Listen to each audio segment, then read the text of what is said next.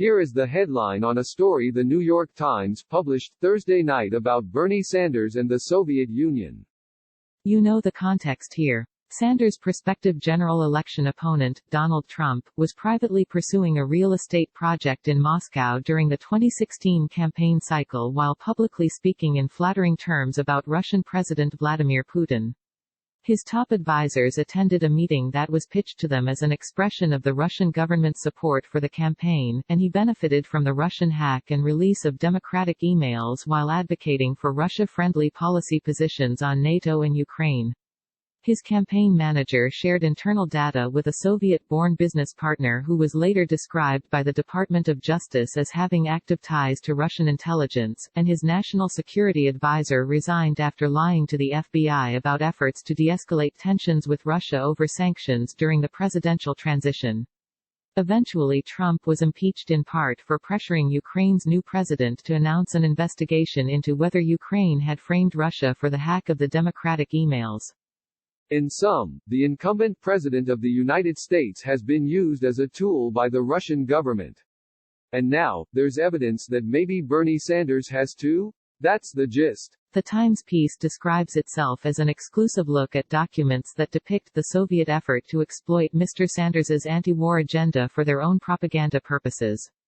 It goes on. Crazy. Bernie Sanders, as mayor of Burlington, Vermont, tried to betray the United States. Wow, really? No. And what year was this taking place? A sister city program in 1987. Well into the period of US-USSR détente initiated by, let's see here. Republican President Ronald Reagan? And what was Sanders' anti-war agenda, anyway? Bernie Sanders was against nuclear annihilation? Quite a scandal we have on our hands, a mayor participating in the kind of cultural exchange, encouraged by an anti-communist Republican president, that helped end the Cold War. The piece's justification for its headline and lead is that internal documents show that the Soviets intended to use these friendly visits. In general, there's nothing in the piece suggesting Sanders was treated any differently than anyone else in the U.S. who participated, to spread the idea that Gorbachev also wanted to reduce the threat of nuclear war. Gorbachev did, in fact, want to prevent nuclear war and liberalize the Soviet government, as evidenced by the fact that this is exactly what he succeeded in doing, a project that, again, was directly beneficial to United States interests at the time, as delineated by the U.S. president.